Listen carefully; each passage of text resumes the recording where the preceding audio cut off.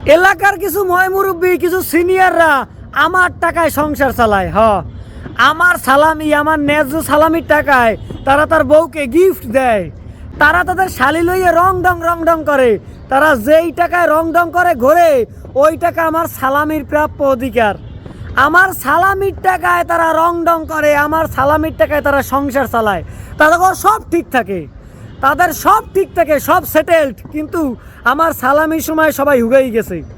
সালামির সময় নাই, সালামির সময় তাকে পকেটে ঠাডা পড়ছে।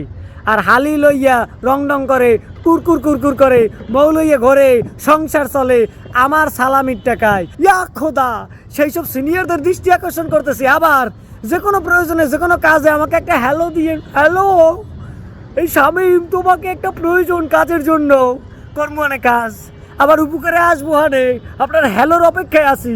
যেরকম সালামির অপেক্ষায় ছিলাম, সালামি দেন নাই, ঠিক তেমন আবার হ্যালো দিয়েন, হ্যালোর আবার হ্যালো দেবো, টাটা।